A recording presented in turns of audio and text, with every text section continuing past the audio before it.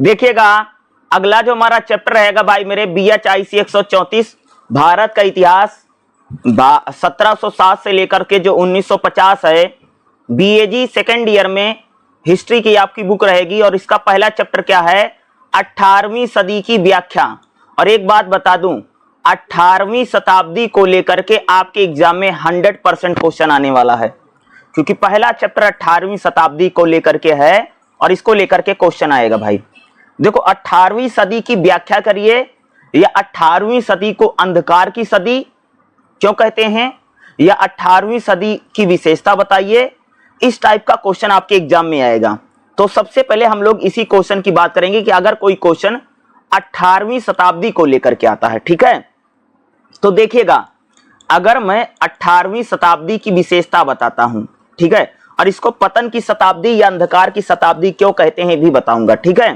तो देखिए भाई 18वीं शताब्दी भारतीय इतिहास में एक कह सकते परिवर्तन का दौर है, क्योंकि 18वीं शताब्दी में अगर आप देखोगे तो भारत में मुगलों का पतन हो रहा है और भारत में कह सकते एक नई सत्ता यानी अंग्रेजों का शासन धीरे धीरे भारत में काबिज होने जा रहा था। यानी कह सकते कि भारत में मुगल जा रहे हैं और अंग्रेजी साम्राज्य यानी भारत अब अंग्रेजों के गुलाम होता जा रहा था। 18वीं शताब्दी में खास तौर से हो रहा है, यानी 18वीं शताब्दी में मुगल पतन की ओर आगे बढ़े और अंग्रेजी शासन विशेषकर से कह सकते हो भारत में अंग्रेजों की शक्तियां धीरे धीरे मजबूत हुई 18वीं शताब्दी में। 18वीं शताब्दी की सबसे बड़ी और पहली विशेषता रहेगी भाई मुगलों का पतन। क्या? मुगल का पतन। देखो अगर मैं बात करूं 18वीं शताब्दी में मुगलों का पतन होता है भाई मेरे, जब 1707 में औरंगजेब की मृत्यु होती है तो उसके बाद कोई भी मुगल बादशाह जो है ना वो बहुत अच्छा शासक नहीं रहा है, या औरंगजेब के बाद कोई भी मुगल बादशाह इतना ताकतवर नहीं रहा। यानी औरंगजेब के बाद जितने मुगल बादशाह सभी बड़े कमजोर थे और अपने शासन को अच्छे से नहीं चला पाए। इसलिए कह सकते कि औरंगजेब के बाद जितने मुगल बादशाह आते हैं उनके समय में मुगल जो है पतन की ओर आगे बढ़े, धीरे धीरे मुगलों की समाप्ति हो जाती है। जैसे अगर मैं मुगलों की बात करूं तो मुगलों ने स्थानीय सूबेदारों, नवाबों, राजाओं को अपने अंडर में नहीं रख पाए और बहुत सारी जो देसी रियासतें थी वो मुगल साम्राज्य से अलग होकर के स्वतंत्र राज्य बन गया। जैसे अगर बात करूं जैसे बंगाल है, अवध है, हैदराबाद है, पंजाब है, ये सभी पहले मुगल में ही थे, मुगल वंश में थे। और भाई जब मुगल शासन कमजोर पड़ा तो इन्होंने खुद को स्वतंत्र कर लिया। इससे कह सकते कि 18वीं शताब्दी में मुगल जो है मुगल वंश का पतन हो रहा है, ठीक है, ये रहा। दूसरा अगर हम लोग बात करें कि 18वीं शताब्दी में भारत में नए राज्यों का उदय हुआ। क्या हुआ भाई में 18वीं शताब्दी में नए राज्यों का उदय। अगर आप देखोगे जब मुगल वंश कमजोर पड़ा औरंगजेब के मृत्यु के बाद, तो भारत में अगर आप देखोगे जैसे बंगाल एक नया राज्य बना, मैसूर एक स्वतंत्र स्टेट बना, हैदराबाद स्वतंत्र राज्य बना, ठीक है, अवध स्वतंत्र राज्य बना, पंजाब एक नए राज्य का उदय हुआ। यानी कह सकते कि जब मुगलों का पतन हुआ तब भारत में छोटी छोटी देसी रियासतें या छोटे छोटे राजवंश मुगलों से अलग होकर के नए राज्यों का उदय 18वीं शताब्दी में हम लोगों को देखने को मिलता है। अरे जिन नए राज्यों का उदय हो रहा था ये भाई मेरे आपस में लड़ते भी रहते। इसी का तो फायदा अंग्रेजों ने उठाया। अंग्रेजों ने क्या फायदा उठाया भाई? यही फायदा उठाया कि भारत में जो छोटे छोटे राजा महाराजा थे वो आपस में लड़ते रहते थे और अंग्रेजों ने इनको आपस में लड़ा करके इसका फायदा ले लिया और भारत में अंग्रेज आकर के धीरे से स्थापित हो जाते हैं। तो 18वीं शताब्दी की दूसरी विशेषता खासियत क्या है कि नए राज्यों का उदय हुआ, लेकिन ये नए राज्य हमेशा आपस में लड़ते रहते थे। यानी नए राज्य हमेशा आपस में लड़ता था और इसका बेनिफिट किसको मिला, फायदा किसको मिला भाई? अंग्रेजों को मिला। अंग्रेजों ने फूट डालो राज करो की नीति अपना ली और भारत में शासन स्थापित कर लिया। अगर हम बात करें 18वीं शताब्दी की तीसरी विशेषता क्या है, मराठा शक्ति का उदय और पतन। देखो 18वीं शताब्दी में कह सकते भाई महाराष्ट्र में जो मराठा है एक नई शक्ति के रूप में आते हैं, लेकिन मराठाओं का पतन भी कह सकते 18वीं शताब्दी में हुआ। पेशवा के नेतृत्व में मराठाओं का प्रभाव बढ़ा। 1761 में पानीपत की तीसरी लड़ाई में अहमद शाह अब्दाली से मराठे हार जाते हैं, और कह सकते कि मराठों की हार का कारण भी कह सकते कि भारत में 18वीं शताब्दी के पतन का कारण है। कह सकते हो कि पानीपत की तीसरी लड़ाई में अहमद शाह अब्दाली उसका नाम है, विदेशी शासक है जिसने भारत पर आक्रमण किया है और उन्होंने मराठाओं को हराया। और कह सकते हैं मराठा हार का भी एक बड़ा कारण जिसको कह सकते हैं कि 18वीं शताब्दी को हम लोग अंधकार की सदी कहते हैं भाई, क्योंकि भारत में जो बड़ी बड़ी शक्तियां थी, मुगलों का पतन हो रहा था, मराठा हार गए और भारत में ना तो कृषि के क्षेत्र में ना तो व्यापार के क्षेत्र में कोई परिवर्तन था, ना तो कोई तरक्की थी। इसलिए 18वीं शताब्दी को हम लोग पतन की सदी कह रहे हैं, यानी भारत आगे बढ़ेगा, भारत का भविष्य क्या होगा ये अंधकार में जा रहा है। इसलिए हम लोग भाई 18वीं शताब्दी को पतन और अंधकार की सदी कह रहे हैं ना। 18वीं सदी की अगर मैं चौथी विशेषता की बात करूं तो 18वीं शताब्दी में विदेशी आक्रमण भी भारत पर बहुत हुए। अगर मैं 18वीं शताब्दी की बात करूं तो भाई मेरे 18वीं शताब्दी में भारत में नादिर शाह ने आक्रमण किया। नादिर शाह एक विदेशी है जिसने कह सकते 18वीं शताब्दी में आक्रमण, और नादिर शाह ने 1739 में, कब 1739 में नादिर शाह ने आक्रमण किया और दिल्ली में इसने कह सकते भाई मेरे खूब लूटपाट मचाई।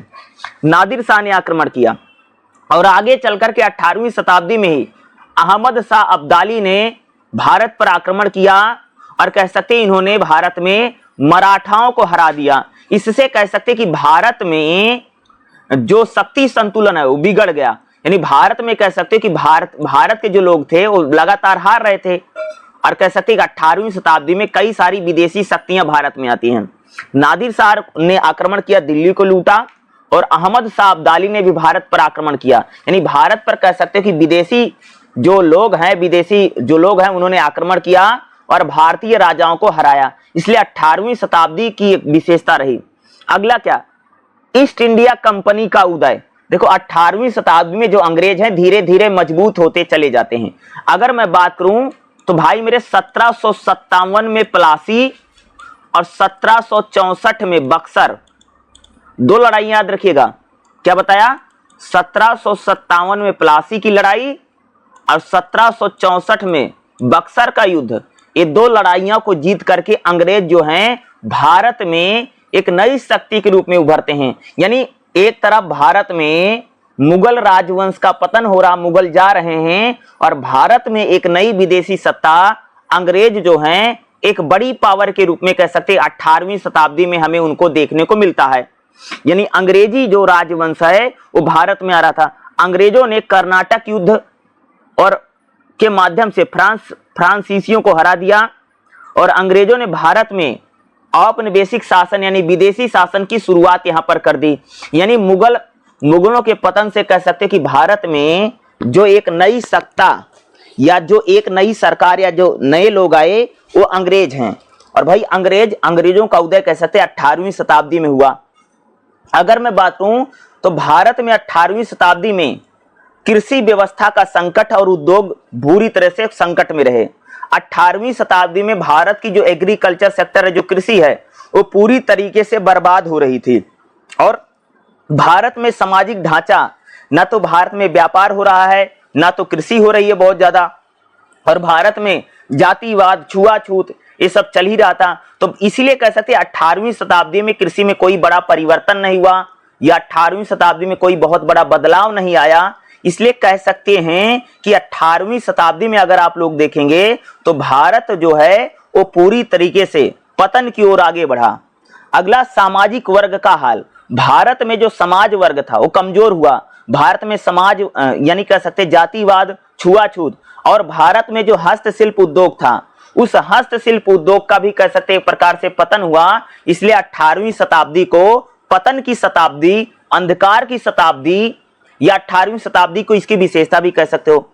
18वीं शताब्दी में अगर आप देखोगे तो भारत में आधुनिक भारत का निर्माण हो रहा है। भारत में कह सकते 18वीं शताब्दी में नई राजनीति, नया समाज और नया आर्थिक परिवर्तन आया और भारत में एक अंग्रेजी शासन की स्थापना होती है। और 18वीं शताब्दी से कह सकते जो अंग्रेज हैं वह भारत में काबिज हो जाते हैं और अंग्रेजों ने कह सकते प्लासी की लड़ाई और बक्सर का युद्ध जीत करके कह सकते हैं अंग्रेज जो हैं 18वीं शताब्दी में एक बड़ी शक्ति के रूप में भारत में उभरते हैं। तो 18वीं शताब्दी को लेकर के आपके एग्जाम में क्वेश्चन जरूर पूछा जा सकता है और मुझे लगता है ये मोस्ट इंपॉर्टेंट क्वेश्चन रहेगा जो 18वीं शताब्दी को लेकर के आपके एग्जाम में आ सकता है भाई मेरे। और ये मोस्ट इंपॉर्टेंट क्वेश्चन, अगर ये क्वेश्चन आता है तो आपको एग्जाम में जो मैं बता रहा हूं यही लिख करके आना है, ठीक है। देखिएगा अगला जो हमारा क्वेश्चन रहेगा क्या रहेगा भाई मेरे, मुगल साम्राज्य का पतन और 18वीं शताब्दी का प्रारंभ। भाई भारत में मुगलों का पतन क्यों हो गया है, या ऐसे कौन कौन से कारण थे जिनसे कह सकते कि मुगल जो राजवंश है उसका पतन हो गया है। तो मुगलों के पतन के कारण क्या हो मैं आपको बताने वाला हूं, एक एक पॉइंट बताऊंगा तो आप लोग अच्छे से उसको ध्यान रखिएगा या लिख लीजिएगा, ठीक है। मुगल साम्राज्य के पतन के बहुत सारे कारण हैं, जैसे राजनीतिक कारण है, आर्थिक कारण है, सामाजिक कारण है, धार्मिक कारण है, प्रशासनिक कारण है। और कह सकते भाई मेरे जब 1707 में औरंगजेब की मृत्यु होती है उसके बाद कह सकते हो कि मुगलों का पतन शुरू हो जाता है। तो मुगलों के पतन का जो पहला कारण है वह है भाई मेरे औरंगजेब की नीति। लिखना औरंगजेब की नीति के कारण, यानी औरंगजेब की नीतियां जिम्मेदार हैं जिस कारण से मुगलों का पतन हो गया है। जैसे औरंगजेब ने बहुत ही ज्यादा कट्टरता के साथ धार्मिक नीति को अपनाया। औरंगजेब ने हिंदुओं पर जजिया लगा दिया। औरंगजेब ने मराठा, राजपूत, जाटों के साथ, सिखों के साथ उसने युद्ध किए। औरंगजेब ने भैया लगातार लंबे समय तक दक्षिण में अभियान चलाया और दिल्ली पर ध्यान नहीं दिया। यानी औरंगजेब की नीतियां जो थी वो बहुत ज्यादा जिम्मेदार हैं जिस कारण से कह सकते कि मुगलों का पतन हो गया। दूसरा मुगलों के पतन का कारण क्या है, उत्तराधिकार युद्ध। अगर मैं बात करूं तो हर मुगल सम्राट अपनी मृत्यु के बाद उत्तराधिकार के लिए लड़ाई होती थी और इससे मुगल साम्राज्य कमजोर हुआ। देखो मुगल जो बादशाह होते थे ना उनके बहुत सारे बच्चे होते थे, ठीक है। तो आपस में ही बहुत वो लड़ते रहते कि बादशाह मैं बनूंगा, बादशाह मैं बनूंगा। अगर मैं बात करूं तो औरंगजेब अपने भाइयों से ही लड़ता रहा, अगर आप देखेंगे, ठीक है। तो कह सकते कि मुगल जो राजवंश है उसमें बादशाह बनने की या शासक बनने की बहुत लड़ाई होती थी। यह भी एक बहुत बड़ा कारण है कि मुगल वंश का पतन हो गया, ठीक है। दूसरा क्षेत्रीय शक्तियों का उदय। अगर मैं बात करूं तो मुगल साम्राज्य में पहला भारत एकजुट था, लेकिन मुगलों से ही निकल करके, यानी मुगलों से कई सारे और राज्य बन गए। जैसे मुगलों से निकल करके बंगाल आ गया, हैदराबाद, अवध, मैसूर, मराठा, पंजाब, ये स्वतंत्र राज्य बन गए। यानी मुगलों के पतन में कह सकते कि भारत में जो बंगाल का उदय हुआ, हैदराबाद का उदय हुआ, अवध का उदय हुआ, मैसूर का उदय हुआ, मराठा एक शक्ति के रूप में आते हैं, पंजाब का उदय हुआ। तो कह सकते कि जब मुगलों से नई नई देसी रियासतें पैदा हुई, यह मुगलों के पतन का कारण बनी। अगला है दुर्बल, यानी कह सकते औरंगजेब के बाद मुगल बादशाह बहुत कमजोर हो गया। औरंगजेब के बाद मुगलों में कोई शक्तिशाली शासक नहीं रहा, इसलिए कह सकते मुगलों का पतन हुआ। औरंगजेब के बाद मुगल वंश में कोई शक्तिशाली या अच्छा सम्राट नहीं आया।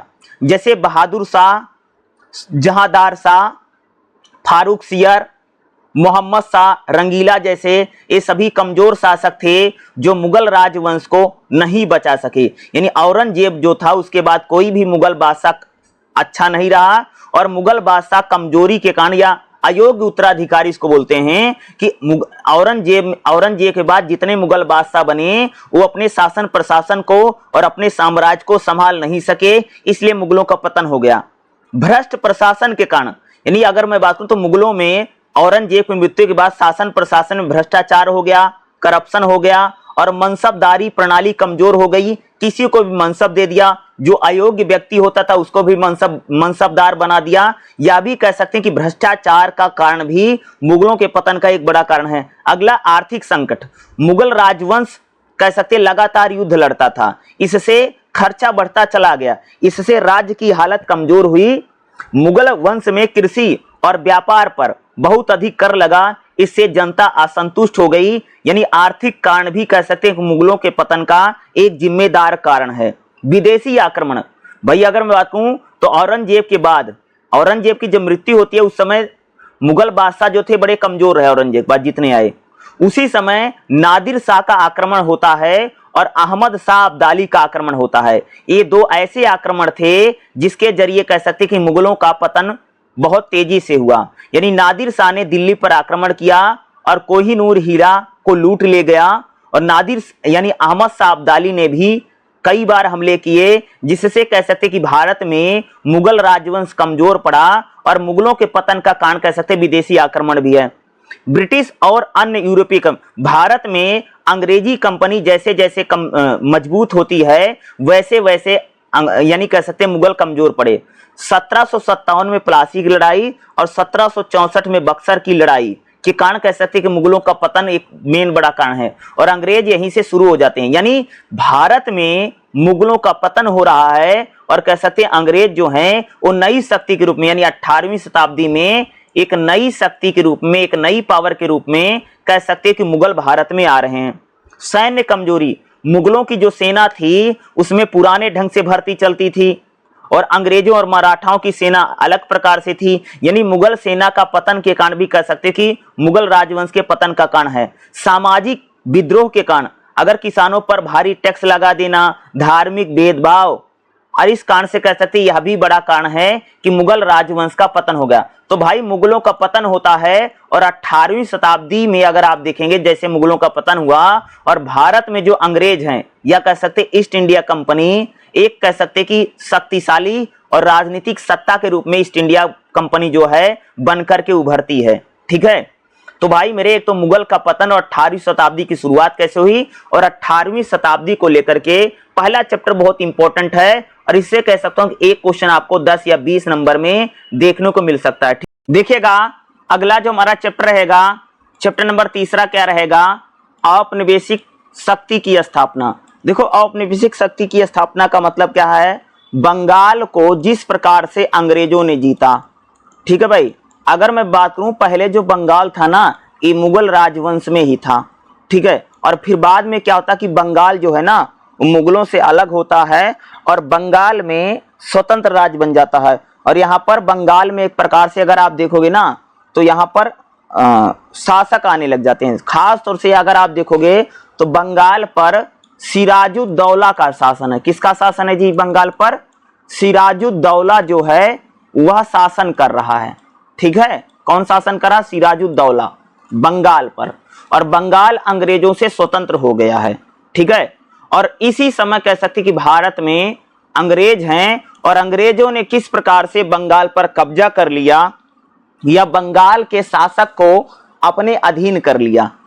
इसी के हम लोग यहाँ पर क्या करेंगे, बात करेंगे दूसरे चैप्टर में। यानी किस प्रकार से अंग्रेजों ने बंगाल पर सबसे पहले अपना कब्जा जमाया और उसमें भी उन्होंने खास तौर से कह सकते हो कि फूट डाल करके, क्योंकि सिराजुद्दौला जो है ना इनका सेनापति जो है उसका नाम है मीर जाफर, वही जाकर के अंग्रेजों से मिल जाता है। बंगाल के जो नवाब हैं उनका नाम है भाई सिराजुद्दौला। सिराजुद्दौला का सेनापति जाकर के अंग्रेजों से मिल जाता है, इसलिए कह सकते हैं अंग्रेजों ने फूट डाली। दूसरा, सिराजुद्दौला के परिवार में सिराजुद्दौला की जो मौसी है या सिराजुद्दौला के दरबार में जो लोग हैं वही सिराजुद्दौला का समर्थन नहीं करें तो भाई अंग्रेजों सिराजुद्दौला कैसे जीतेंगे और बंगाल को अंग्रेजों से सिराजुद्दौला कैसे बचाएंगे? ये तो बहुत बड़ा समस्या है ना। तो अगर आप देखेंगे तो भाई मेरे 1757 में, कब याद रखिए डेट, कौन सा डेट बोला मैंने, 1757 में प्लासी की लड़ाई होती है। कौन सी लड़ाई होती है? प्लासी। ठीक है, प्लासी बंगाल में है और 1757 में प्लासी का युद्ध होता है जिसमें सिराजुद्दौला और अंग्रेज लड़ रहे हैं। लेकिन सिराजुद्दौला की हार का कारण क्या है? क्योंकि भैया सिराजुद्दौला का जो सेनापति है मीर जाफर वही जाकर के अंग्रेजों से मिल गया। अरे भाई जब सेनापति ही मिल जाएगा तो सिराजुद्दौला कैसे जीतेंगे? बंगाल के जो नवाब हैं नहीं जीत पाएंगे ना। और साथ में सिराजुद्दौला के परिवार में उनकी मौसी हैं या कुछ और लोग जो थे सिराजुद्दौला का सपोर्ट नहीं कर रहे हैं, समर्थन नहीं कर रहे हैं। इसलिए 1757 में प्लासी की लड़ाई में अंग्रेजों की जीत होती है, सिराजुद्दौला की हार होती है। यानी बंगाल की पहली हार है और कह सकते यहीं से बंगाल में सारे समीकरण, सारी चीजें बदल जाती हैं। जिस बंगाल पर सिराजुद्दौला का शासन था लेकिन सिराजुद्दौला के सेनापति घर में परिवार में आंतरिक कला है और बहुत सारे लोग जाकर के अंग्रेजों से मिल जाते हैं और अंग्रेज उनको लालच भी देते कि हम तुमको बंगाल का गवर्नर बना देंगे, बंगाल का शासक तुमको बना देंगे। इसलिए मीर जाफर जो सिराजुद्दौला का सेनापति वो भी जाकर के अंग्रेजों से मिल गया है, ठीक है। और सिराजुद्दौला के परिवार में या दरबार में उनका समर्थन लोग नहीं कर रहे हैं। यानी प्लासी की लड़ाई में जिसमें सिराजुद्दौला और अंग्रेज लड़ रहे हैं, उसमें सिराजुद्दौला की हार हो जाती है। और सिराजुद्दौला जब हार जाते हैं प्लासी की लड़ाई में, बंगाल के नवाब सिराजुद्दौला ने अंग्रेजों पर संदेह किया और षड्यंत्र किया। और कह सकते हैं कि भैया सिराजुद्दौला को अंग्रेजों ने हरा दिया। और जब सिराजुद्दौला हारते हैं, और जो मैंने आपको बताया प्लासी की जो लड़ाई है ना, प्लासी की लड़ाई 23 जून 1757 को हुई थी, ठीक है। और जो प्लासी है ये खास तौर से बंगाल में नादिया जिला है। क्या है? बंगाल में अगर आप देखोगे नादिया जिला है, वहीं पर एक जगह है प्लासी, वहीं पर प्लासी की लड़ाई हुई है।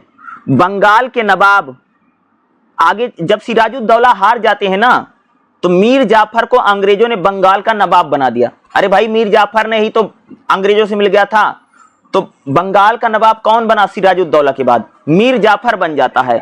और मीर जाफर अंग्रेजों की मदद से कह सकते बंगाल का नवाब बना है। सिराजुद्दौला की हार का सबसे बड़ा कारण भी तो मीर जाफर था। कौन था भाई मेरे?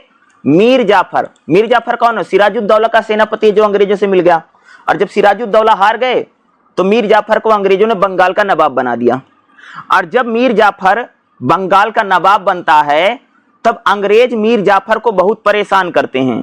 यानी ईस्ट इंडिया कंपनी में और मीर जाफर में एक प्रकार से मनमुटाव है, क्योंकि मीर जाफर को अंग्रेज मीर जाफर से बहुत ज्यादा पैसा मांगते हैं। और मीर जाफर को कह सकते भाई कि एक प्रकार से बंगाल को भी देखना है, बंगाल में काम भी करना है। तो बंगाल के नवाब जो मीर जाफर हैं, उनको कह सकते एक प्रकार से शासक बनाने के बाद अंग्रेज जो हैं उनसे संतुष्ट नहीं है, उनसे खुश नहीं है।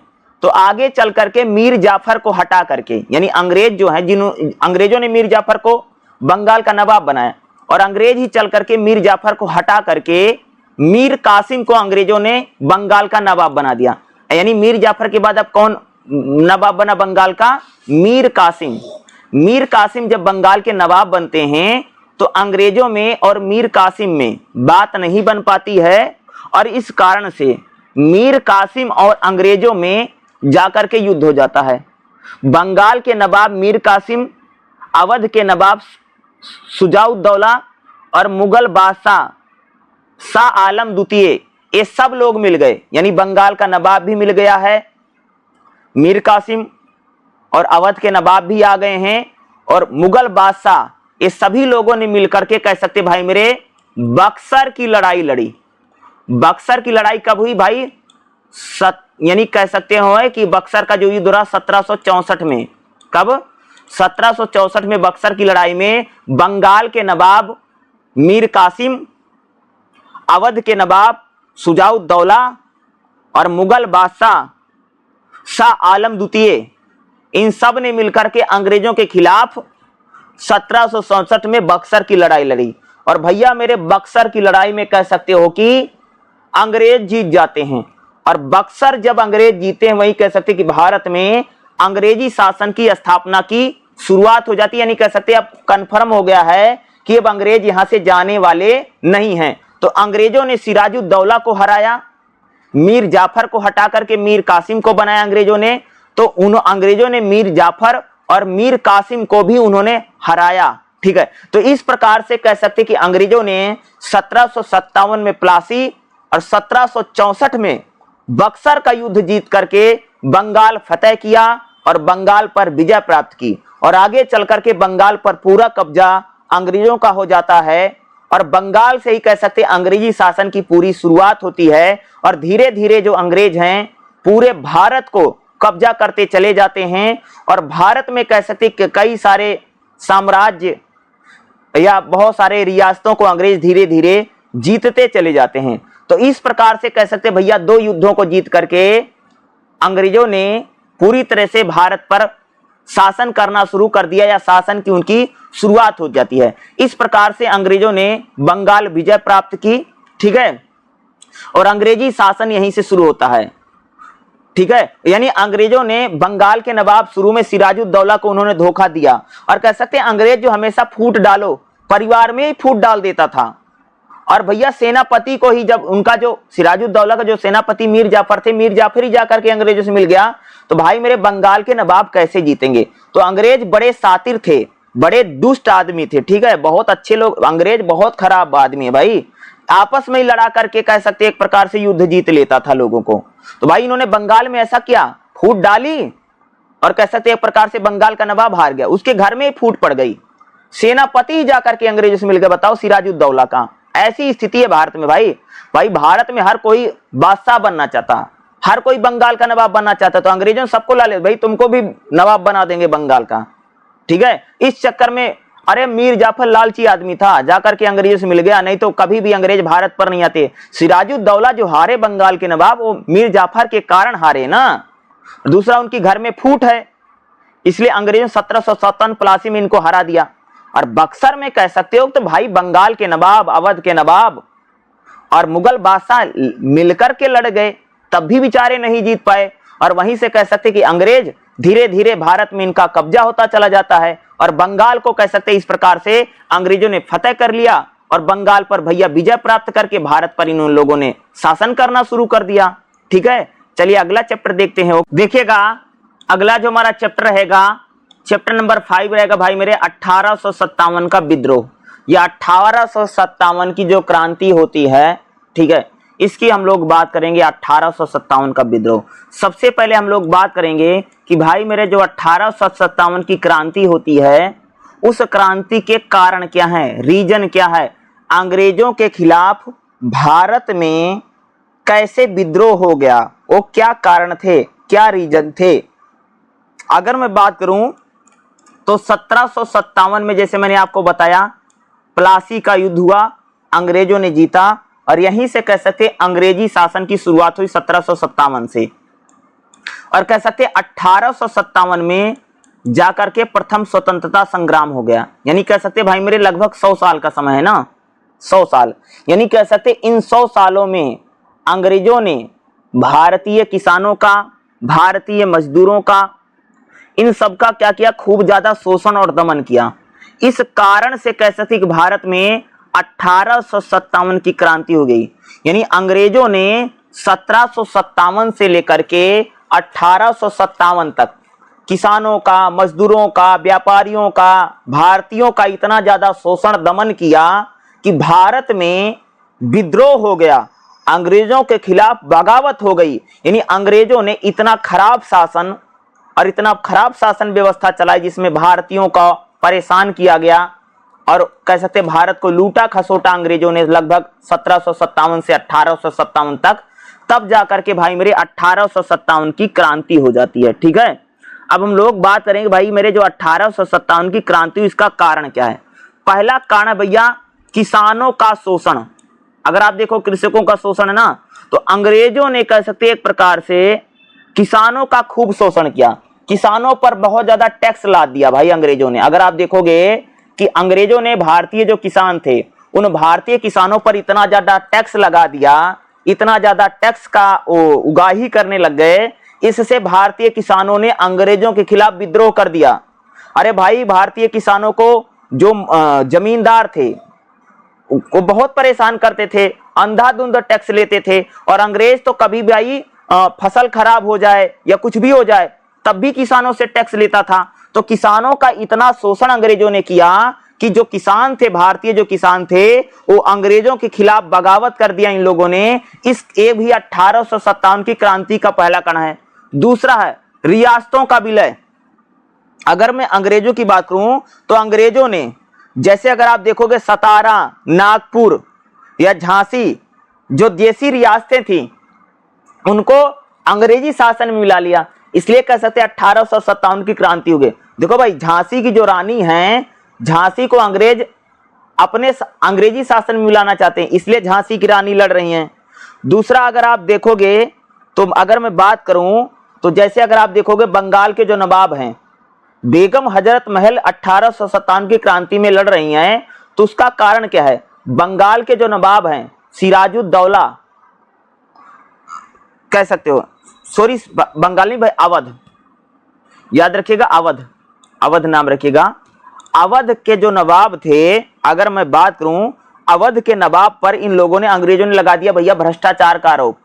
या कह सकते हो अच्छा शासन नहीं चला रहे हैं। यानी अंग्रेजों ने जो भारतीय राजा महाराजा थे उन पर शोषण का, दमन का या गलत शासन चला रहे ऐसे आरोप लगा करके अंग्रेजों ने उनके रियासतों को अंग्रेजी शासन में ला लिया। इसलिए कह सकते हैं रियासतों के विलय के कारण भी कह सकते हो कि 1857 की क्रांति हुई। अंग्रेजों ने स्थानीय राजाओं को, जो भारत में स्थानीय राजा थे, अंग्रेजों ने स्थानीय राजाओं को उनकी सत्ता से हटा करके अंग्रेजों ने उनको अपमानित किया और उनके राजवंश को अंग्रेजी शासन में ला लिया। इसलिए भारत में जो देसी रियासतें हैं उन्होंने अंग्रेजों के खिलाफ विद्रोह कर दिया। इस कारण से 1857 की क्रांति हो गई। अंग्रेजी शासन एक प्रकार का भैया विदेशी शासन था। तो अंग्रेज जो हैं वो भारतीयों पर शोषण दमन तो करते हैं, लेकिन अंग्रेजों के तौर तरीके अलग हैं, अंग्रेजों का भैया धर्म अलग है। तो अंग्रेजों ने भारत में ईसाई धर्म का प्रचार किया, ठीक है। और ईसाई धर्म के प्रचार से कह सकते कि हिंदू धर्म के जो लोग हैं वो अंग्रेजों के खिलाफ हो गए। इसलिए कह सकते भाई मेरे 1857 का विद्रोह या 1857 की क्रांति हो गई। अगर आप देखेंगे अंग्रेजों ने भारत में सती प्रथा, बाल विवाह आदि पर कानून बनाया। इससे भारत के लोगों को लगा कि जो अंग्रेज हैं वो भारतीय धर्म में दखलंदाजी कर रहे हैं।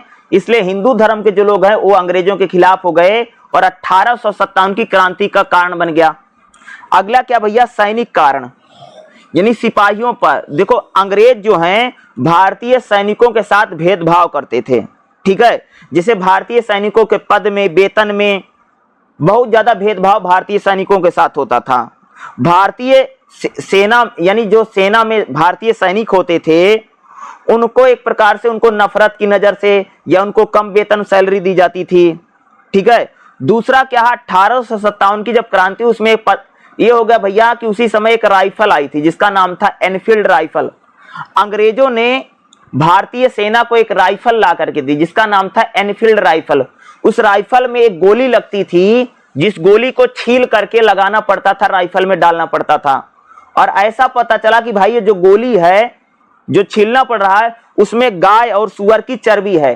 गाय हिंदुओं के लिए बड़ी सम्माननीय है और सुअर का मांस खाना, सुअर का नाम लेना मुसलमानों में परहेज है।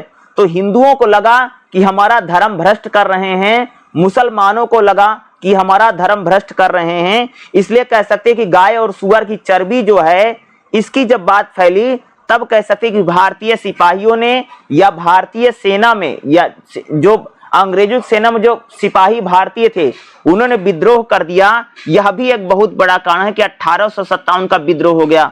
धर्म का खतरा, भाई अंग्रेज जो हैं हिंदू धर्म के लोगों को लालच दे करके ईसाई बनाते थे, ठीक है। और जो ईसाई धर्म के लोग थे उन्होंने भारत में आकर के ईसाई धर्म का प्रचार प्रसार किया। बहुत सारे लोगों को उन्होंने ईसाई बना दिया। इसलिए हिंदू धर्म के जो सपोर्टर थे उनको लगा कि भाई ये तो गलत बात है ना। इसलिए कह सकते हैं हिंदू धर्म के जो धर्म गुरु थे, जो सपोर्टर थे, उन्होंने अंग्रेजों के खिलाफ क्रांति कर दी और 1857 के विद्रोह का प्रमुख कारण है। तात्कालिक कारण तो मैंने आपको बता ही दिया है कि भाई एक प्रकार से जो राइफल आई थी गाय और सुअर की चर्बी है मिली है और जो गोली आई एनफील्ड राइफल में लग रही उसमें गाय और सुअर की चर्बी है। इसलिए भारतीय सेना में जो हिंदू थे और मुसलमान थे इन दोनों ने अंग्रेजों के खिलाफ क्रांति कर दी और अंग्रेजों के खिलाफ इन्होंने बगावत कर दी। ये 1857 की क्रांति का एक बहुत बड़ा कारण है।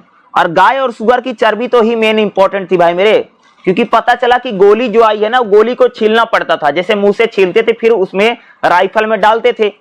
और अफवाह फैल गई कि जो गोली को जो छील रहे उसका जो रबर बना हुआ है, रबड़ जो हुआ है वो गाय, उसमें गाय और सुअर की चर्बी लगी हुई है। तो गाय तो भैया हिंदुओं के लिए बड़ी सामान्य है। गाय जो हिंदुओं के लिए, हिंदू तो उसको बहुत मान्यता देता है। तो गाय और सुअर की चर्बी जो थी एक कारण बना, रीजन, ठीक है। ओके, ये सारे रीजन है।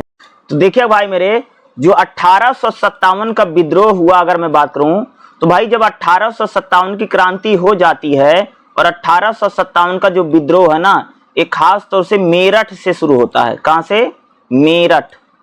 मेरठ छावनी से 1857 का विद्रोह शुरू होता है और बाद में चल करके जन विद्रोह बनता है। 1857 के विद्रोह में किसानों ने भाग लिया, ठीक है। देसी रियासतों के रजवाड़ों ने भाग लिया, भारतीय कह सकते कि जो जमींदार थे भारतीय जमींदारों ने भाग लिया, भारतीय मजदूरों ने 1857 की क्रांति में भाग लिया और 1857 की क्रांति में महिलाओं ने भाग लिया।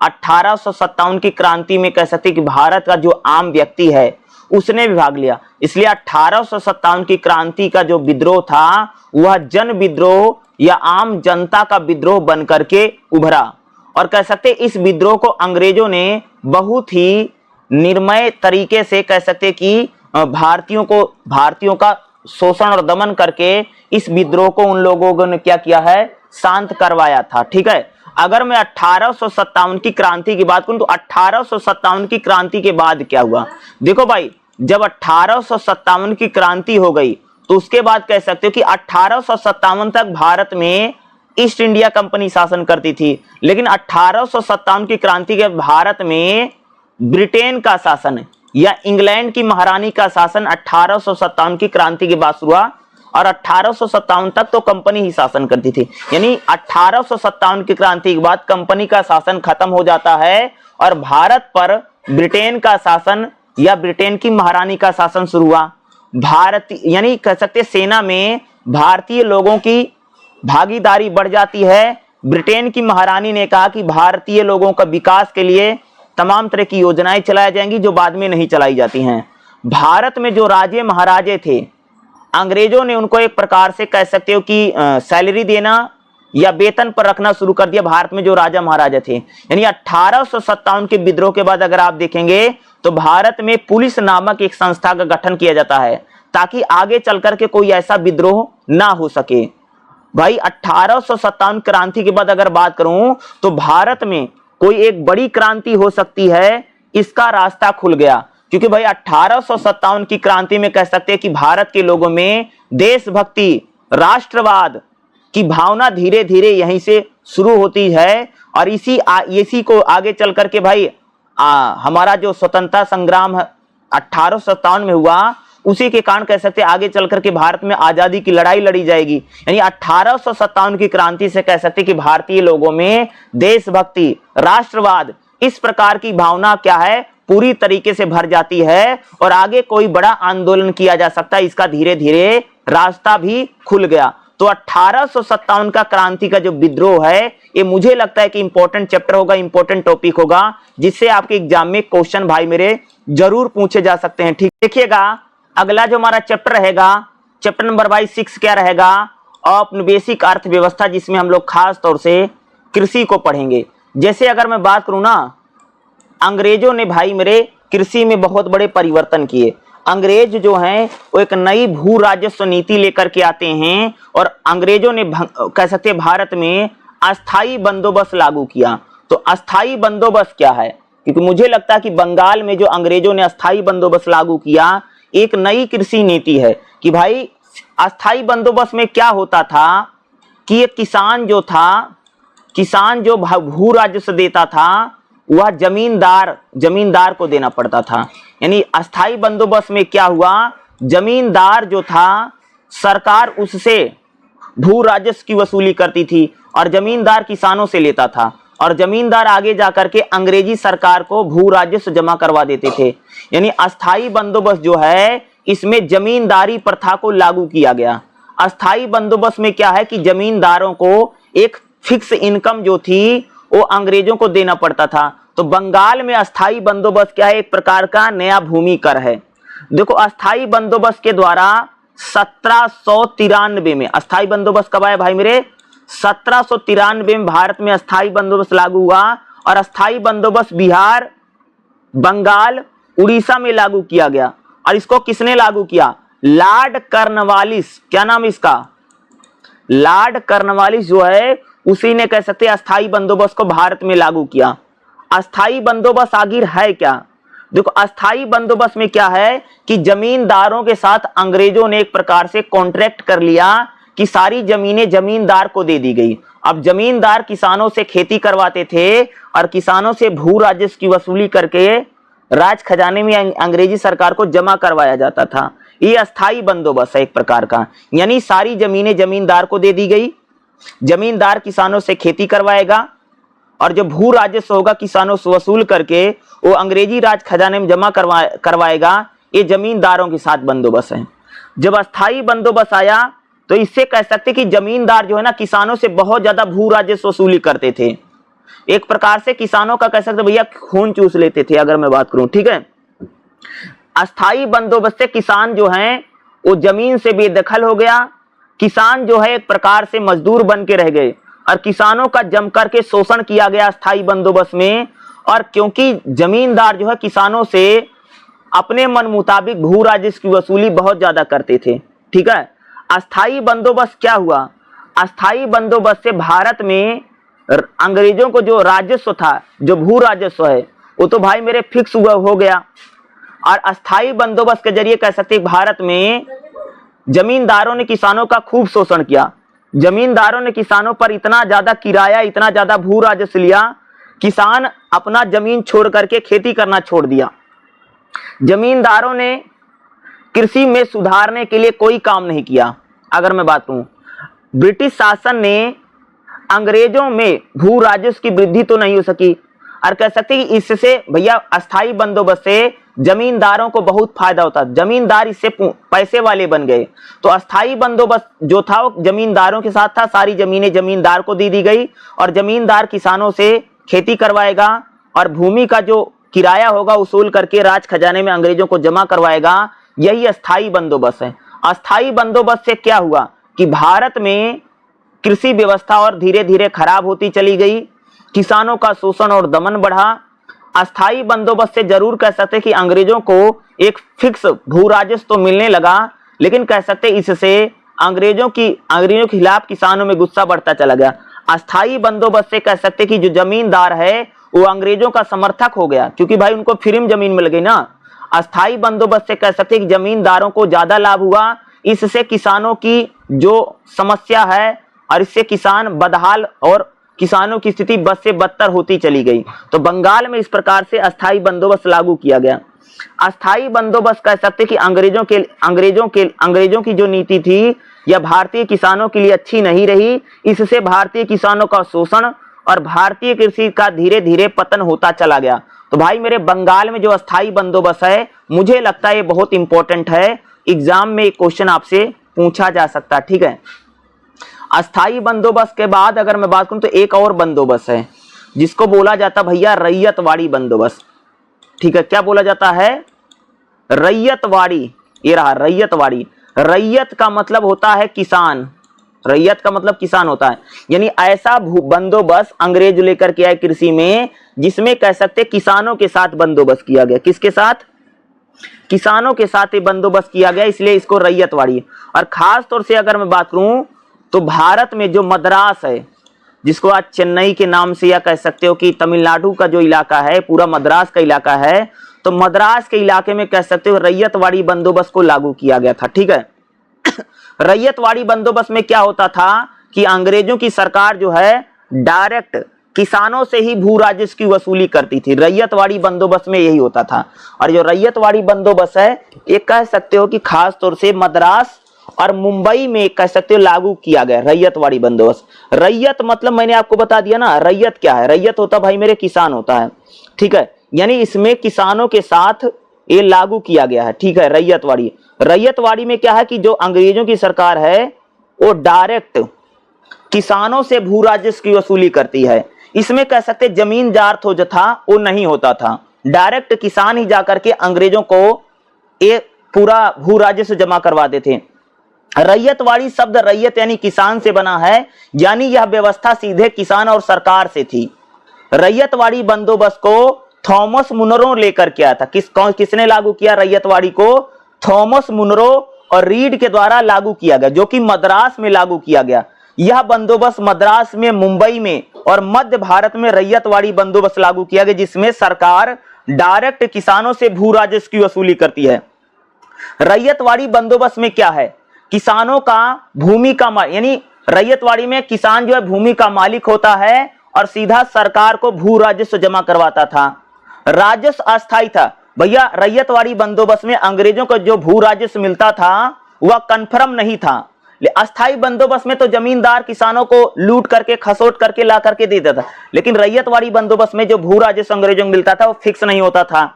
रैयतवाड़ी बंदोबस्त की अगर मैं बात करूं तो राजस्व की दर भूमि की उपज यानी जैसे पैदावार होती थी, जैसे फसल होती थी, उसी के आधार पर रैयतवाड़ी बंदोबस्त में किसानों से कह सकते भू राजस्व लिया जाता था। राजस्व न चुकाने पर जमीन छीन ले। भैया रैयतवाड़ी बंदोबस्त में क्या होता था कि अगर किसी किसान ने अगर भू राजस्व नहीं दिया तो उसकी जमीन को अंग्रेज ले लेते थे और अंग्रेज उसको अपने पास रखते थे। रैयतवाड़ी बंदोबस्त में खराब क्या है, यानी उसकी दुष्परिणाम क्या? रैयतवाड़ी बंदोबस्त में कह सकते किसानों पर बहुत ज्यादा दबाव बढ़ा, किसानों की आय निर्धारित नहीं थी और राजस्व में वो मोल भाव नहीं कर सकते थे। अकाल पड़ जाना या बारिश ना होने से फसल खराब हो जाती थी, फिर भी किसानों को भू राजस्व देना पड़ता था। कृषि में गिरावट, रैयतवाड़ी बंदोबस्त से कह सकते किसान जो थे कर्ज में डूब गए और खेती के सुधार के लिए किसान कुछ नहीं कर पाए। और रैयतवाड़ी बंदोबस्त से भी कह सकते किसानों की स्थिति भारत में कमजोर हुई। भले ही किसान जमीन के मालिक थे, लेकिन उनका जीवन गरीबी और असुरक्षा और कर्ज में चला गया।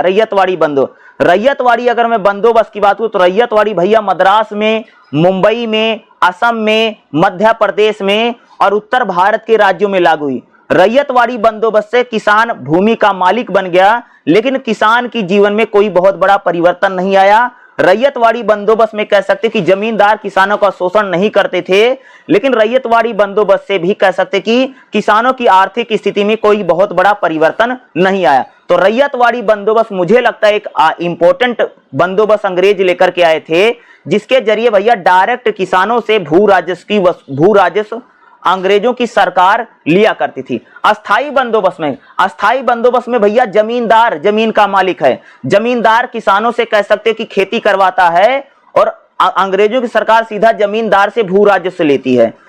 कह सकते अस्थाई बंदोबस्त में क्या है कि जमींदार किसानों का बहुत शोषण करते थे और कई बार भाई मेरे किसान जमीन छोड़ करके, खेती छोड़ करके ही भाग जाता था और जमींदार इससे बहुत ज्यादा पैसे वाले बन गए। तो अस्थाई बंदोबस्त और रैयतवाड़ी बंदोबस्त, मुझे लगता कि ये दो ऐसे बंदोबस्त हैं जो कि आपके एग्जाम में पूछे जरूर जा सकते हैं और इनके आने की संभावना भी एग्जाम में सबसे ज्यादा है। देखो भाई, अंग्रेजों ने भारत में कृषि में बड़े परिवर्तन किए। अंग्रेजों ने भारतीय कृषि को पूरी तरह से व्यापारिक खेती बना दिया, क्योंकि भारत में अगर आप देखोगे भैया मेरे, खाने पीने के लिए भारत में ज्यादातर छोटे छोटे किसान होते हैं जो दाल है, चावल है, गेहूं है, जव है, बाजरा है, मक्का है, खाने पीने के लिए खेती करते हैं। लेकिन अंग्रेजों ने भारतीय किसानों को जोर जबरदस्ती करके किसानों से नील की खेती, अफीम की खेती, गन्ने की खेती, कपास की खेती करवाई। इससे कह सकते कि भारतीय जो किसान है वो धीरे धीरे गरीब होता चला गया और भारतीय किसानों की जो समस्या है वो धीरे धीरे बढ़ती चली गई। यानी अंग्रेजों ने पूरी तरीके से भारतीय कृषि का व्यापारीकरण कर दिया, क्योंकि भारत में भैया कृषि जो है व्यापार करने के लिए नहीं, क्योंकि खाने पीने के लिए की जाती थी। और अंग्रेज भारतीय किसानों पर जबरदस्ती नील की खेती, अफीम की खेती, कपास की खेती करवाते थे। इससे खेत भी खराब हो जाता था और खाने पीने की चीजें कम पड़ जाती थी। तो अंग्रेजों ने कह सकते कि भारतीय किसानों का, भारतीय कृषि का बहुत ज्यादा उन लोगों ने शोषण किया। अंग्रेज जो है भैया कह सकते खेती से कच्चा माल ब्रिटेन लेकर के जाते थे, जहां बड़ी बड़ी कंपनियां लगी थी, क्योंकि ब्रिटेन की कंपनी में जो कच्चा माल है वो भारत की खेती से जाता था। इसलिए अंग्रेज भारतीय किसानों पर जोर जबरदस्ती करके उनसे नील की खेती, अफीम की खेती, चाय की खेती और कह सकते हो कि कपास की खेती, इस प्रकार की खेती करवाते थे। क्योंकि भारतीय किसान तो खाने पीने की चीजों का उत्पादन, जैसे आलू, मटर, टमाटर, जौ, बाजरा, गेहूं, मक्का, इसका उत्पादन भारतीय किसान करता था। लेकिन भारतीय किसानों को मार करके, पीट करके, उनको डरा के, धमका के उनको नील और अफीम की खेती करवाई जाती थी। अंग्रेज अपने फायदे के लिए भारतीय खेती का या भारतीय कृषि का उन लोगों ने क्या किया भाई मेरे, बहुत ज्यादा शोषण और दमन किया। अंग्रेजों ने जिस प्रकार से वाणिज्यीकरण किया, यानी भारतीय खेती को व्यापारिक खेती बना दिया, इससे भारतीय किसानों का बड़ा ही खराब स्थिति हो गई। भारतीय किसान गरीब हो गया, भूखा मरने लगा और कह सकते इस भारतीय किसानों की स्थिति धीरे धीरे बद से बदतर होती चली गई। तो ये छठा चैप्टर मुझे लगता है काफी इंपॉर्टेंट है, जो कि आपके एग्जाम में पूछा जरूर जा सकता है, इससे क्वेश्चन आएगा। ठीक है, चलिए अगला चैप्टर देखते हैं। ठीक, देखिएगा अगला जो हमारा चैप्टर रहेगा, चैप्टर नंबर 7 क्या रहेगा, औपनिवेशिक अर्थव्यवस्था, व्यापार और उद्योग। यानी भाई मेरे अंग्रेजों का जो शासन है, औपनिवेशिक यानी अंग्रेजों का जो शासन है, उस समय भारतीय अर्थव्यवस्था कैसे है, यह भारतीय उद्योग और भारतीय व्यापार कैसे है। अगर मैं बात करूं भाई मेरे, अगर आप देखोगे जो अंग्रेज आते हैं तो अंग्रेज व्यापार करने के लिए भारत में आए थे, तो उन्होंने तो भाई मेरे कह सकते भारतीय व्यापार का पूरी तरह से सत्यानाश कर दिया, क्योंकि अगर भारत में व्यापार अच्छा रहेगा तो अंग्रेजों की सामान को कौन खरीदेगा। तो अंग्रेजों ने एक प्रकार से चाल चली और भारतीय उद्योग धंधों का पूरी तरीके से भारतीय उद्योग धंधे खत्म हो जाते हैं। अगर मैं बात करूं तो ठीक है, अगर एक क्वेश्चन आपसे पूछा जा सकता है ईस्ट इंडिया कंपनी का एकाधिकार। देखो, जब ईस्ट इंडिया कंपनी भारत में व्यापार करने आई है ना, तो खाली ईस्ट इंडिया कंपनी यानी ओनली ईस्ट इंडिया कंपनी ही भारत में व्यापार करती थी। बाकी ब्रिटेन की या अंग्रेजों की कोई और दूसरी कंपनी भारत में आकर के व्यापार नहीं करती थी। यानी one and only east India company आकर के भारत में व्यापार करती थी। इसी को बोलते हैं ईस्ट इंडिया कंपनी का एकाधिकार। यानी ईस्ट इंडिया कंपनी का सिंगल राइट था या एकाधिकार है कि ईस्ट इंडिया कंपनी ही भारत में व्यापार करती थी और भी कोई ब्रिटेन की कंपनी भारत में व्यापार नहीं करती थी। और ईस्ट इंडिया कंपनी भारत में व्यापार करने के लिए आई और बाद में उन्होंने राजनीतिक कंपनी बन गई। यानी वो भारत में धीरे धीरे भाई मेरे शासन भी करने लग गई। ठीक है, और ईस्ट इंडिया कंपनी जो है कह सकते हो लगभग यानी कह सकते भाई मेरे 1857 तक ईस्ट इंडिया कंपनी अकेली व्यापार करती थी। लेकिन 1857 की क्रांति के बाद अगर आप देखेंगे तब भारत में ब्रिटेन की और सारी कंपनियां भी व्यापार करने आई। देखो भाई, जब only east India company Bharat में व्यापार करती थी ना, तो बहुत सारी अंग्रेजों की दूसरी जो कंपनियां हैं उन्होंने इंग्लैंड की महारानी से शिकायत कर दी कि भाई खाली ईस्ट इंडिया कंपनी व्यापार करेगी, हमको भी मौका मिलना चाहिए। तब बात हुई एकाधिकार बनाम मुक्त व्यापार। एकाधिकार का मतलब यानी पहले तो ईस्ट इंडिया कंपनी का एकाधिकार था, सिर्फ ईस्ट इंडिया कंपनी ही भारत में व्यापार करती थी। बाद में ईस्ट इंडिया कंपनी के एकाधिकार को खत्म कर दिया गया और कहा गया कि ईस्ट इंडिया कंपनी चीन के साथ और चाय का व्यापार करेगी। अब भारत में अन्य यानी ब्रिटेन की कंपनियां भी व्यापार करेंगी, यानी मुक्त व्यापार। यानी अब ब्रिटेन की कोई भी कंपनी जाकर के क्या कर सकती थी, भारत में व्यापार कर सकती थी। पहले तो भाई मेरे ईस्ट इंडिया कंपनी ही भारत में व्यापार करती थी। इसी को कहा जाता है ईस्ट इंडिया कंपनी का एकाधिकार, यानी सिंगल राइट है। यानी ओनली ईस्ट इंडिया कंपनी ही भारत में व्यापार करती थी, ब्रिटेन की कंपनी, और कोई भी ब्रिटेन की कंपनी भारत में व्यापार नहीं करती थी। अगर मैं बात करूं, अब हम बात करें भैया कि अंग्रेजों की नीतियों से भारत के व्यापार और उद्योग कैसे। भाई अंग्रेजों की नीतियां इतनी खराब रही, इतनी गंदी रही, कह सकते कि भारत में व्यापार पूरी तरीके से खत्म हो गया और भारत में उद्योग धंधे भी धीरे धीरे पतन की ओर आगे बढ़े। देखो, अंग्रेज भारत में व्यापार करने आए थे और अपना सामान बेचने आए थे। और भाई मेरे, जब भारत में व्यापार अच्छा होगा और भारत का ही सामान बिका तो अंग्रेजों का सामान खरीदेगा कौन। तो अंग्रेजों ने ऐसी चाल चली कि भारतीय उद्योग धंधे जो हैं धीरे धीरे पतन की ओर आगे बढ़े। देखिएगा, सबसे पहले अंग्रेजों ने भाई मेरे भारतीय उद्योग धंधों को पूरी तरीके से निपटाने में, खत्म करने में उनकी सबसे बड़ी भूमिका रही। उसी को बोलते भैया अनौद्योगिकरण। अनौद्योगिकरण का मतलब यानी उद्योग धंधों का खत्म हो जाना या उद्योग धंधों का पतन हो जाना। भारत में उद्योग धंधे इसलिए खत्म हो गए, अंग्रेजों की चाल थी, क्योंकि अंग्रेजों ने क्या कि भारत में जो उद्योग धंधे थे ना, भारतीय कपड़ा यूरोप में खूब बिकता था, ब्रिटेन में खूब बिकता था, लेकिन इन लोगों ने, अंग्रेजों ने क्या किया कि भारत का जो कपड़ा था ना उस पर बहुत ज्यादा टैक्स लगा दिया, तो भारतीय कपड़ा महंगा हो गया, तो अंग्रेज उसको खरीदते नहीं थे, इसलिए भारतीय उद्योग धंधे धीरे धीरे खत्म हुए। दूसरा क्या हुआ, भारत में भाई मेरे जो उद्योग धंधे थे उसमें ज्यादातर पता क्या है, हाथ से कपड़े बनाए जाते थे। ठीक है, और भाई मेरे जो अंग्रेजों का कपड़ा भारत में बिकता था मशीन से बनता था, इसलिए हाथ से बना कपड़ा भैया महंगा था और मशीन से बना कपड़ा सस्ता था। तो अंग्रेजों के जो कपड़े थे भारत में जो बिकते थे वो सस्ते थे और भारत का बना कपड़ा महंगा था। अब भाई महंगा कपड़ा कौन खरीदेगा, तो लोग सस्ता कपड़ा खरीद लेते थे। इसलिए भाई जब भारत में बना अगर कोई कपड़ा खरीदेगा ही नहीं तो क्या होगा, इससे भारतीय उद्योग धंधे धीरे धीरे खत्म हो गए। अगला कारण क्या, भारतीय उद्योग धंधों के पतन के पीछे का कारण कि अंग्रेजों ने भारतीय उद्योग धंधों का बिल्कुल भी सपोर्ट नहीं किया, मदद नहीं किया। यानी जब भारत में कृषि व्यवस्था में संकट आता है, यानी अंग्रेजों ने भारतीय किसानों का इतना शोषण दमन किया कि भारत में कृषि पूरी तरीके से बर्बाद हो गई। और भाई कृषि व्यापार, जो व्यापार होता था भारत में, व्यापार को कच्चा माल या भारतीय व्यापार को सपोर्ट कौन करता था, खेती करती थी। जब भारत में खेती स्वयं बर्बाद हो गई तो भैया व्यापार को जो मदद मिलती थी वो मदद नहीं मिल पाई। इसलिए कह सकते हैं भारत में उद्योग धंधों का और व्यापारियों का एक प्रकार से पतन हो गया। भारत में उद्योग धंधे भाई मेरे इससे भी खत्म हो गए क्योंकि भारत में जो देसी रियासतें थी, जो भारत में राजा महाराजा थे, जो हमारे देश में जो रजवाड़े थे, वो लोग व्यापारियों की मदद करते थे, सपोर्ट करते थे। भाई मेरे जब राजा महाराजा ही नहीं रहे, राजा महाराजा का ही साम्राज्य अंग्रेजों ने हड़प लिया, तो भाई वो व्यापारियों को कैसे सपोर्ट मिलेगा। तो भारतीय व्यापारियों को ना तो सपोर्टर मिले जो सपोर्ट कर सके राजे महाराजे, और ना ही भारतीयों को खरीदार मिला। भाई मेरे भारत में जो कपड़ा बनता था वो हाथ से कपड़ा बनता था। दूसरा उसमें जो कलर होता था वो कलर जो था एक प्रकार से प्राकृतिक कलर होता था।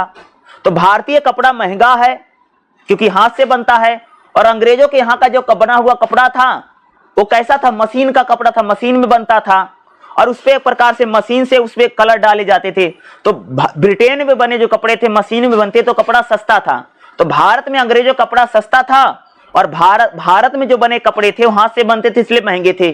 तो भाई भारत के लोगों ने भैया सस्ता कपड़ा खरीद लिया, भारत में बना महंगा कपड़ा किसी ने खरीदा ही नहीं। अरे भाई जब भारत में बना कपड़ा कोई खरीदेगा नहीं तो उद्योग धंधे यहाँ का बचेगा, खरीदार ही नहीं रह गया कोई। तो इसलिए भी कह सकते कि भारत में उद्योगों का धीरे धीरे पतन हो गया और भारत में धीरे धीरे जो व्यापार है या जो व्यापारिक स्थितियां हैं वह धीरे धीरे क्या भाई मेरे ठप होती चली गई, बंद होती चली गई। और अंग्रेजों ने एक प्रकार से कह सकते चाल चल के भारतीय उद्योग धंधों का पतन करवाने में उनकी सबसे बड़ी भूमिका रही। अरे भाई जब भारत का कपड़ा बिकेगा और भारत का व्यापार चलेगा तो अंग्रेजों का कैसे चलेगा। तो अंग्रेजों ने ऐसी नीतियां बनाई, ऐसे नियम बनाए, ऐसी चालें चली जिससे भारतीय उद्योग धंधों का, भारतीय इंडस्ट्री का और भारतीय व्यापारियों का पूरी तरीके से पतन हो गया। और अंग्रेजों ने एक प्रकार से कह सकते कि अंग्रेजों के बने जो प्रोडक्ट थे, जो बने उत्पाद थे, वह भारत में आकर के बिकने लग गए। और अंग्रेजों ने कह सकते भाई मेरे कि यहां से खूब पैसा कमाया, बहुत सारा पैसा, बहुत सारा धन कह सकते कि अंग्रेज भारत से लेकर के जाते थे और भारत से कच्चा माल भी लेकर के जाता था। अरे भाई ब्रिटेन की कंपनियों में जो कच्चा माल लगता था, जो रॉ मटेरियल था, वो भारत से जाता था। इसलिए तो अंग्रेजों ने किसानों से कपास की खेती, नील की खेती, अफीम की खेती, चाय की खेती करवाते थे, ठीक है। और जो भारत के किसान कह सकते हो भाई मेरे गेहूं, चावल, जौ, बाजरा, मक्का, मसूर, उड़द और आलू का उत्पादन करते हैं। देखो भारत के जो किसान है वो ज्यादातर अपने खाने के लिए उत्पादन करता, बेचने के लिए नहीं। लेकिन अंग्रेजों ने भारतीय कृषि को व्यापारिक खेती बनवा करके खुद लाभ कमाया और भारतीय उद्योग धंधों का पतन कर दिया ताकि ब्रिटेन के बने और अंग्रेजों कपड़े भारत में बिक सकें। तो इस प्रकार से कह सकते हैं कि अंग्रेजी शासन में यानी औपनिवेशिक में शासन में अगर आप देखोगे तो औपनिवेशिक शासन में भारतीय कृषि भी बर्बाद हो गई, भारतीय उद्योग और व्यापार भी पूरी तरीके से बर्बाद होते चले गए। और इनकी बर्बादी के कारण कह सकते हैं अंग्रेजों की नीतियां ही सबसे ज्यादा जिम्मेदार रही। तो इस टाइप के क्वेश्चन आपके एग्जाम में अगर आएगा तो जो मैं बता रहा हूं यही एग्जाम में आपको लिख करके आना है। देखिएगा अगला जो हमारा चैप्टर रहेगा, चैप्टर नंबर 8 क्या रहेगा, औपनिवेशिक शासन का आर्थिक प्रभाव, यानी अंग्रेजों का जो शासन रहा उसका आर्थिक प्रभाव भारत पर क्या पड़ा, ठीक है। तो सबसे पहले हम लोग बात करेंगे औपनिवेशिक शासन के आर्थिक प्रभाव क्या रहे। देखो सबसे पहले अगर मैं बात करूं अंग्रेजों का जो शासन रहा उसमें भारत में अगर मैं बात करूं तो भैया उससे भारत की आर्थिक स्थिति बहुत खराब हो गई। सबसे पहले भारत में जो उद्योग धंधे थे, उद्योग धंधों का पतन हो गया। देखो अंग्रेजों से आने से पहले भारत में ना बहुत सारे उद्योग धंधे थे। भारत का जो बना कपड़ा था वो ब्रिटेन तक बिकने जाता था। और एक अंग्रेज अपनी डायरी में भी लिखता है कि मेरे घर में जो अलमारी है उसमें सारे जो बने कपड़े हैं वो भारतीय बने कपड़े हैं। एक अंग्रेज लिख रहा, जब भारत में अंग्रेज शासन ने उससे पहले लिख रहा। लेकिन जब भारत में अंग्रेज आते व्यापार करने के लिए तो भाई मेरे अंग्रेजों ने भारतीय उद्योग धंधों का पतन करवाया। क्यों करवाया? क्योंकि भारत का बना जो कपड़ा ब्रिटेन बिकने जाता था अंग्रेजों ने उस पर बहुत ज्यादा शुल्क लगा दिया, टैक्स लगा दिया। तो भारत का बना कपड़ा ब्रिटेन में महंगा हो गया, तो ब्रिटेन के लोग भारतीय बना कपड़ा खरीदना बंद कर दिया। ठीक है, पहला कारण। दूसरा कह सकते हैं कि भारत में उद्योग धंधे का जो पतन हो गया उसका कारण ये रहा कि भारत का जो बना कपड़ा था महंगा था, क्योंकि भैया मेरे भारत में जो कपड़ा बनता था हाथ से बनता था और ब्रिटेन का बना कपड़ा मशीनों में बनता था। तो मशीन का बना कपड़ा सस्ता होता है भाई मेरे, जो इंडस्ट्री में बना, इंडस्ट्रियल कपड़ा बने, जो मशीनों में के जरिए कपड़े बने वो सस्ते थे। भारत में हाथ से कपड़ा बनता था तो महंगा होता था, यानी धागे को काटा जाता, सूत को काटा जाता था, बुनकर थे भारत में, तो कपड़ा महंगा था। तो भाई भारत का महंगा कपड़ा, भारतीय बना कपड़ा किसी ने खरीदा नहीं, और अंग्रेजों के बने कपड़े सब लोगों ने खरीद दिए क्योंकि सस्ता था। और इससे क्या हो कि भारत में धीरे धीरे उद्योग धंधों का पतन हो गया। यानी अंग्रेजों की आर्थिक नीति का पहला प्रभाव क्या पड़ा कि अंग्रेजों ने ऐसी आर्थिक नीतियां बनाई जिससे भारतीय उद्योग धंधों का पतन हो गया। दूसरा, अंग्रेजों के शासन में कह सकते भारत में अकाल भी बहुत पड़ने लगे। अंग्रेजों ने ऐसी नीतियां बनाई कि भारत में कृषि जो थी, एग्रीकल्चर सेक्टर, वह धीरे धीरे भाई मेरे क्या हो गया, बर्बाद हो गया या बर्बादी के कगार पर पहुंच गया। भारतीय किसानों का इतना ज्यादा शोषण हुआ, इतना ज्यादा दमन हुआ, भारतीय किसानों पर अंधाधुंध उनसे भू राजस्व लिया जाता था। किसान परेशान होकर के कह सकते अपनी जमीनें छोड़ करके चले जाते थे। तो अंग्रेजों की आर्थिक प्रभाव यह पड़ा कि भारतीय कृषि व्यवस्था जो थी वह धीरे धीरे खराब होती चली गई और भारतीय किसानों की स्थिति धीरे धीरे भयंकर पूरी तरीके से दुर्दशा में चली गई। भारतीय किसान गरीब हो गए, बेरोजगार हो गए, यह कह सकते भारतीय किसान जो हैं भुखमरी की कगार पर पहुंच गए अंग्रेजों की नीतियों के कारण, कह सकते हैं। अगला क्या, भारतीय खेती का पूरी तरीके से वाणिज्यिकीकरण कर दिया। भाई अंग्रेज भारतीय किसानों पर इस प्रकार से दबाव बनाते थे कि आप, भारतीय किसानों को अंग्रेज कहते थे कि आप नील की खेती करो, अफीम की खेती करो, ठीक है, चाय की खेती करो, गन्ने की खेती करो। अरे भाई नील, अफीम और चाय आदमी इतना नहीं खाता है। भारत के किसान तो कह सकते गन्ने, भारतीय जो किसान थे वो कह सकते भैया गेहूं, चावल, जौ, बाजरा, मक्का, धान, कह सकते आलू, टमाटर, इसके खेती करने वाला भारतीय किसान था। भारतीय किसान अपने खाने के लिए उत्पादन करता, बाजार में बेचने के लिए हमारे यहाँ उत्पादन नहीं रहा, ना पहले था ना आज रहा। भारत में ज्यादातर जो किसान हैं वो अपने खाने पीने के लिए, अपने परिवार के लिए खेती करते हैं। उसमें से अगर कुछ बच जाता तो जरूर बेच देते हैं, लेकिन भारतीय जो किसान थे वो भाई अपने खाने पीने के लिए करते थे। और अंग्रेजों ने भारतीय किसानों पर इतना ज्यादा दबाव बनाया, उनको कहा कि आप लोगों को चाय की खेती करना है, नील की खेती करना, जो कपड़ों में नील डाला जाता है, ठीक है, चाय की खेती, नील की खेती, कपास की खेती। जब नील की खेती, चाय की खेती और कपास की खेती की गई तो खाने पीने की जो फसलें होती थी वह धीरे धीरे भैया मेरे कम होती चली गई। इससे कह सकते कि भारत में अकाल पड़ा और कह सकते कि भारत में खाने पीने की चीजें कम पड़ी। तो अंग्रेजों ने कह सकते कि अंग्रेजों ने पूरी तरह से भारतीय खेती को एक प्रकार से व्यापारिक खेती में बदल दिया, यानी उसका वाणिज्यीकरण कर दिया। और भारतीय जब खेती वाणिज्यीकरण हो गया तब इससे भारतीय समाज पर बड़ा बुरा, हमारा जो ग्रामीण समाज था उसका ताना बाना पूरी तरीके से बिगड़ गया। जो भारत में कह सकते गांव में सभी लोग खेती पर निर्भर थे, खेती खत्म होने से वो बेरोजगार हो गए। गांव में कह सकते एक प्रकार से अमीर गरीब के बीच खाई बढ़ी। भारत में गरीबी, बेरोजगारी और भूखमरी की समस्याएं बढ़ी। ये अंग्रेजों के सारे आर्थिक नीतियां या आर्थिक प्रभाव के कारण ही हुआ, समझ रहे हो, इतना बुरा प्रभाव पड़ा। और कह सकते जो हमारे राष्ट्रवादी इतिहासकार हैं, जो देशभक्त इतिहासकार थे, उन लोगों ने अंग्रेजों की आर्थिक नीतियों की आलोचना भी की। उन्होंने कहा कि भाई मेरे अंग्रेजों ने भारतीय जनता का, भारतीय किसानों का और भारतीय अर्थव्यवस्था का शोषण किया है। अगर अंग्रेज भारत में नहीं आए होते तो भारत एक तरीके से बहुत आगे बढ़ चुका होता, भारत में क्रांति हो गई होती, भारत में भी बड़ी बड़ी इंडस्ट्री लग गई होती। लेकिन अंग्रेजों ने अपनी नीतियों के कारण भारत में बड़ी बड़ी इंडस्ट्री, और अंग्रेजों ने भारत का शोषण दमन किया है, ठीक है। तो एक खास तौर से क्वेश्चन आपके एग्जाम में 8वें चैप्टर से अगर आता है, पूछा जाता है, तो जो मैं आपको बता रहा हूं यही आपको एग्जाम में भी लिख करके आना है, ठीक है भाई। जो मैं अभी बता रहा हूं इतना सारा आपको लिखना है, ओके। चलिए अगला चैप्टर देखते हैं। देखिएगा अगला जो हमारा चैप्टर रहेगा, चैप्टर नंबर 9 भाई मेरे बहुत इंपॉर्टेंट चैप्टर रहेगा, और इस चैप्टर से हो सकता है आपसे क्वेश्चन जरूर पूछे जा सकते हैं। 19वीं सदी में सामाजिक धार्मिक आंदोलन। देखो भाई, अगर मैं 19वीं शताब्दी की बात करूं तो कह सकते हैं हमारे समाज में जो बुराइयां हैं, जो कुरीतियां हैं, जैसे समाज में जातिवाद है, छुआछूत है, सती प्रथा है, बलि प्रथा है, कर्मकांड है, पूजा पाठ है, ठीक है। इस प्रकार की जो सामाजिक बुराइयां हैं, उन सामाजिक बुराइयों को दूर करने के लिए जो आंदोलन चला, उसी को सामाजिक धार्मिक आंदोलन बोलते हैं। जैसे राजा राम मोहन राय, रामकृष्ण परमहंस, स्वामी विवेकानंद, ठीक है, ईश्वर चंद्र विद्यासागर, इन लोगों ने सामाजिक धार्मिक आंदोलन चलाया और भारतीय समाज में और भारतीय धर्म में जो बुराइयां हैं, जो कुरीतियां हैं, उनको दूर करने का प्रयास किया गया। अगर मैं बात करूं 19वीं सदी में भारत के इतिहास में एक जागरण और पुनर्जागरण काल है। इस युग में भारतीय समाज में जो बुराइयां हैं, जो अंधविश्वास है, जातिवाद है, महिलाओं का शोषण है, इसके खिलाफ कह सकते सामाजिक और धार्मिक आंदोलन चला। सामाजिक धार्मिक आंदोलन क्यों चला, इसका उद्देश्य क्या, कारण क्या है?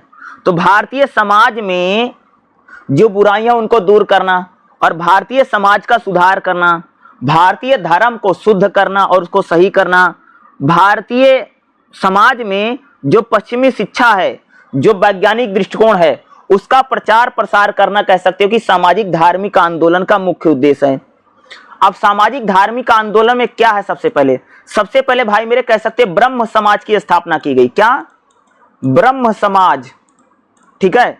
अगर बात करूं तो राजा राम मोहन राय ने कह सकते भाई मेरे ब्रह्म समाज की स्थापना की और राजा राम मोहन राय ने सती प्रथा हो, बाल विवाह हो, बहु विवाह हो, इसका विरोध किया। राजा राम मोहन राय ने महिलाओं की शिक्षा पर, विधवाओं के विवाह पर इन्होंने सबसे ज्यादा बल दिया। और कह सकते राजा राम मोहन राय जो हैं, ये बहुत बड़े समाज सुधारक थे, जिन्होंने भारतीय समाज में कुरीतियां जो हैं, जैसे भाई सती प्रथा, महिलाओं को जला दिया जाता था।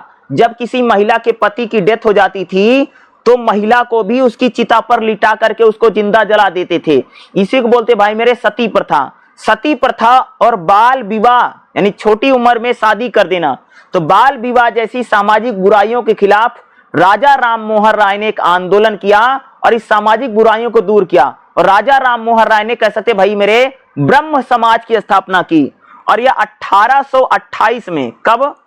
1828 में ब्रह्म समाज के जरिए राजा राम मोहन राय ने सती प्रथा, बलि प्रथा, विधवा विवाह, बाल विवाह, इन सब का विरोध किया। और मूर्ति पूजा और अंधविश्वास का भी विरोध राजा राम मोहन राय ने किया।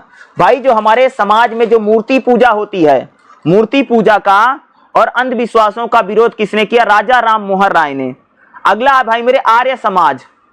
अगर बात करूं तो आर्य समाज में अगर आप देखेंगे तो स्वामी विवेकानंद, स्वामी दयानंद सरस्वती, तो स्वामी विवेकानंद और स्वामी दयानंद सरस्वती ने आर्य समाज की स्थापना की। क्या? आर्य समाज।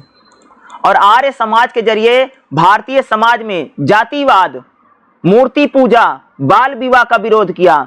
और आर्य समाज ने हिंदू धर्म में, या कह सकते हिंदू धर्म में धार्मिक बदलाव किए और हिंदू धर्म में जो सामाजिक बुराइयां थी, उन सामाजिक बुराइयों को दूर करने का प्रयास किसने किया? आर्य समाज ने। और आर्य समाज में स्वामी विवेकानंद और कह सकते कि स्वामी दयानंद सरस्वती जैसे लोगों ने हमारे समाज में सामाजिक बुराइयों को दूर किया और वेदों की ओर लौटो का नारा दिया।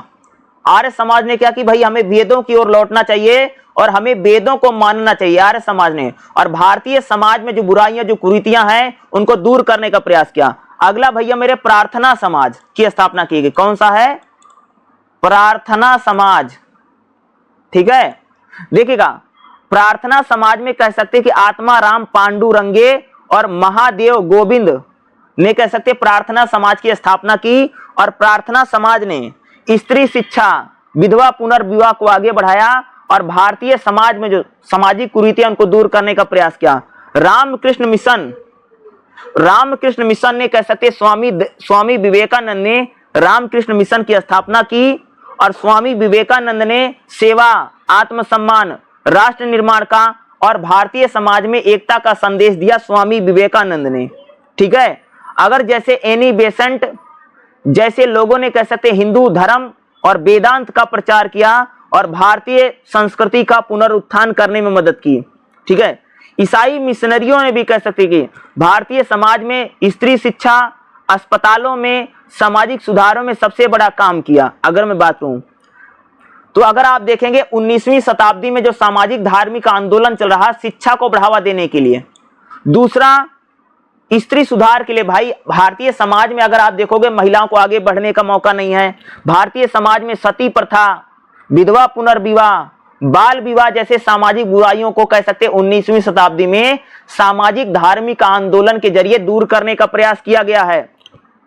जैसे अगर बात करूं, जैसे धर्म में भी सुधार किए, जैसे मूर्ति पूजा, अंधविश्वास, जातिवाद, छुआछूत जैसी सामाजिक बुराइयों को कह सकते हो कि सामाजिक धार्मिक आंदोलन में दूर किया गया।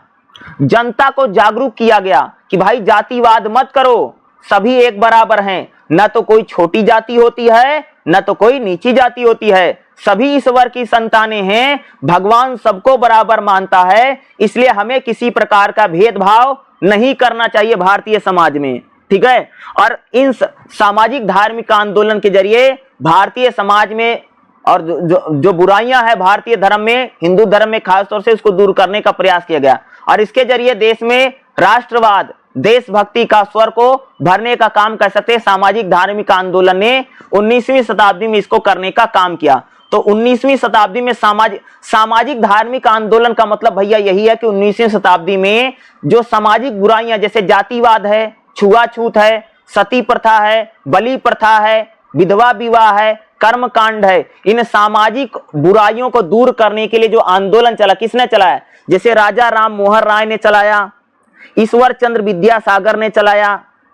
ठीक है, अगर कह सकते हैं कि स्वामी दयानंद सरस्वती ने, तो इन सारे लोगों ने कह सकते हैं इन सामाजिक धार्मिक आंदोलन के जरिए भारतीय समाज में जो बुराइयां हैं और हिंदू धर्म में जो कुरीतियां हैं, उन कुरीतियों को दूर करने का प्रयास 19वीं शताब्दी में सामाजिक धार्मिक आंदोलन के जरिए किया गया। और मुझे लगता है 19वां चैप्टर का 19वां बोला हूं भाई मेरे, 9वां चैप्टर काफी इंपॉर्टेंट है और इससे आपके एग्जाम में क्वेश्चन काफी बड़ी मात्रा में आ सकता है। इससे कोई क्वेश्चन 20 नंबर का भी आ सकता है। जो मैं बता रहा हूं यही आपको अच्छे से लिख करके आना है।